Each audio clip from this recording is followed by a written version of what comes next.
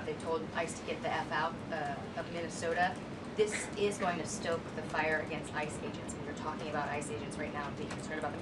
What, if anything, is the administration going to do to make sure these folks are protected during these protests? But also, should DHS sort of revisit their procedures here? I mean, nobody wants to see an American killed. Are there changes that need to be made to make sure something like this doesn't happen again? Look, first of all, of course, nobody wants an American citizen to be killed. This is absolutely a tragedy, but it's a tragedy of the making of the far left. They have radicalized a very small segment of the population, taught them that ICE agents are engaging in wide-scale violation of people's rights. What our ICE officers are doing is deporting the millions of criminal aliens that were let in during the Biden administration. So number one, we have to say, as a matter of leadership, and I would appreciate if the Democrats would join me on this, let's be honest about the fact that we have way too many illegal aliens in this country. Our ICE officers should be supported in doing their job. You're trying to actually marshal the far left lunatic fringe to engage in doxing, to try to make it impossible for them to enforce the law, and in some cases actually to engage in acts of domestic terrorism against our law enforcement officers. When you talk about different plans, different protocols, different policies, I forget exactly how you asked the question. Here's the simple fact. What we're going to do is make it easier for the American people's administration to enforce the American people's law. And that means that Democrats have to stop rallying the mob against legitimate law enforcement operations, and that means that we are going to get tougher, and that's what this AAG position is about. We're going to get tougher at the people who are defrauding the United States by inciting violence against our law enforcement officers. That's one of the things that we're going to do. We've already started that work at the Department of Justice, but we're going to keep on doing it, and this new AAG position is going to kick that into high gear. Vice President Vance, you just suggested that this woman who was killed, Renee Good, is part of a broader left-wing network. Who do you think is behind this broader left-wing network? Well, it's one of the things we're going to have to figure out, but here's the way that I put it. When somebody throws a brick at an ICE agent, or somebody tries to run over an ICE agent, who paid for the brick? And who told protesters to show up and engage in violent activity against our law enforcement officers?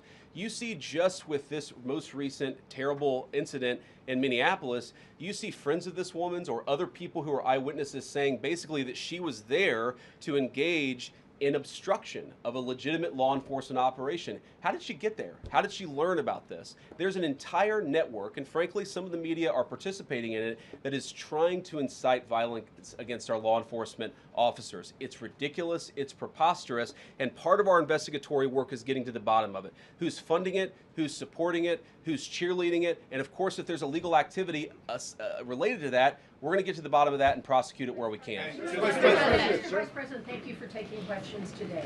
Is there a risk with you describing her as a deranged leftist, talking about very specific facts of these events, when an investigation is just beginning? Are you preempting a thorough investigation by drawing such conclusions? And have you received any information beyond the videos we've seen publicly about this individual, her specific acts, that has informed your point of view?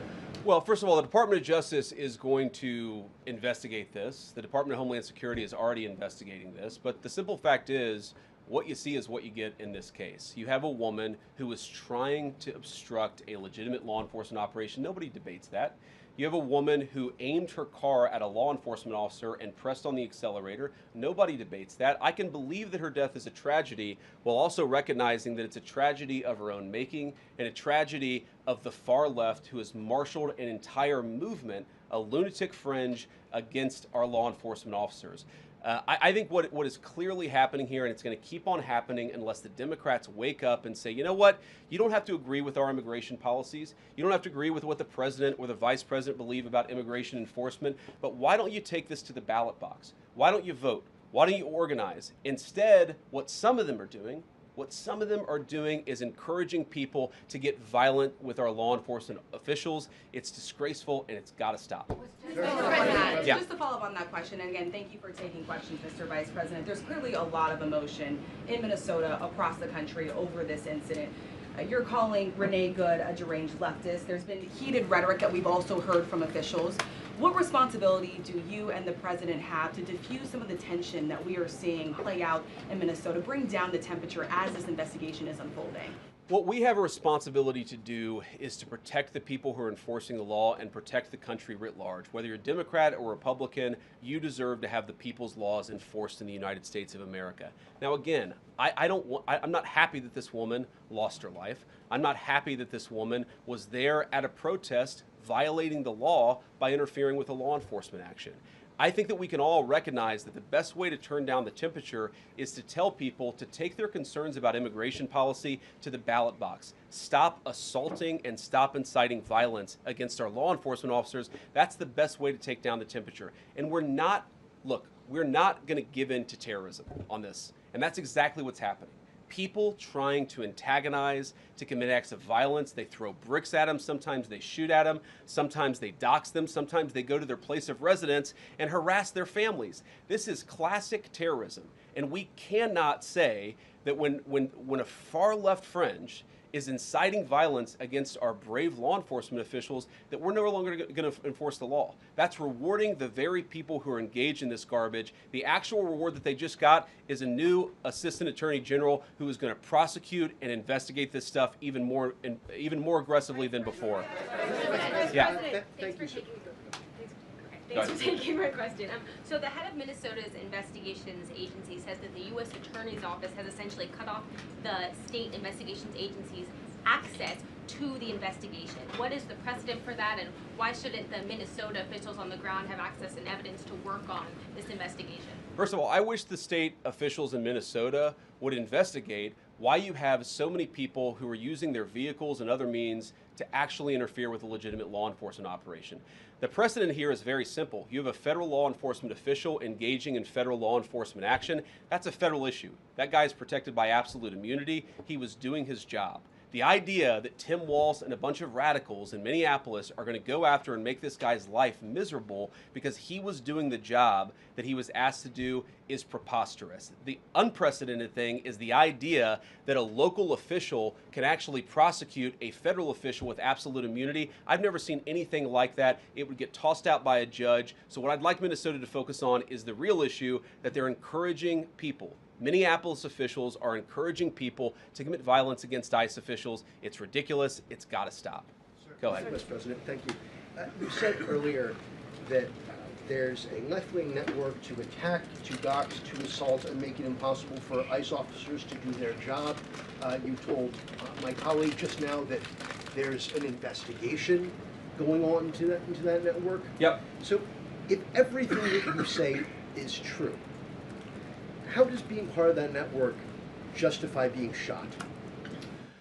Well, being part of the network doesn't justify being shot, but ramming an ICE officer with your car, that's what justifies being shot. It's not a good thing, by the way, but when you force somebody to engage in self-defense, it's almost a preposterous question. I'm not saying that funding some of this stuff justifies capital punishment. Nobody would suggest that.